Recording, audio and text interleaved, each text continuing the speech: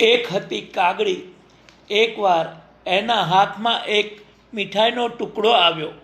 તેને તે મોંમાં લઈને ઉડી અને જઈ બેઠી એક ઝાડની ઊંચી ડાળ પર.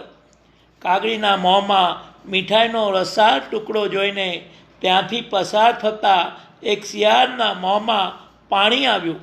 કાગડીના મોંમાંથી મીઠાઈનો ટુકડો પડાવી લેવાની કંઈક યુક્તિ વિચારીને શિયાળ ત્યાં ને ત્યાં થંભી ગયું અને કાગડીને કહેવા લાગ્યું, કાગડીબાઈ, ખરેખર તમારા વખાણ કર્યા વગર નથી રહેવાતું. વખાણ કરવા લાયકના તો વખાણ કરવા જ જોઈએ ને. ઝાડની લીલી હરિયાળી ડાળ પર બેઠેલા તમે એવા શોભો છો જાણે જંગલના રાણી. તમારા શામળા પીછા કોઈ મહારાણીના વસ્ત્રોની જેમ જગારા મારે છે. કાગડીઓનો સ્વર પણ મારાથી ક્યાં અજાણ્યો છે.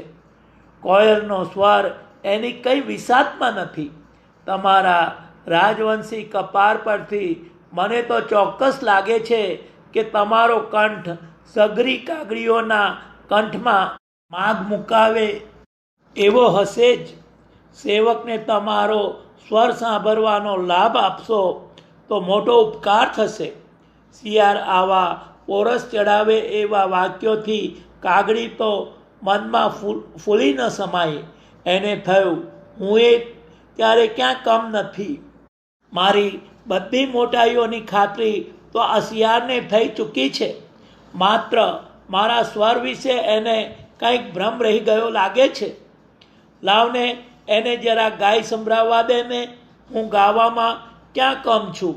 આવા વિચારે કાગડીબાઈએ જ્યાં ગાવા માટે ચાંચ પોરી કરી કે ચાંચમાં પકડેલો મીઠાઈનો ટુકડો ધડ દઈને પડ્યો નીચે ભોંય પર. પછી તો કાગડી કા કા કરતી રહી અને શિયાળ તો એની મૂર્ખાઈને હસતું હસતું ભોંય પર પડેલો મીઠાઈનો ટુકડો લઈ એના રસ્તે પડ્યું. ખોટી ખુશામતથી ફૂલાવવું નહીં.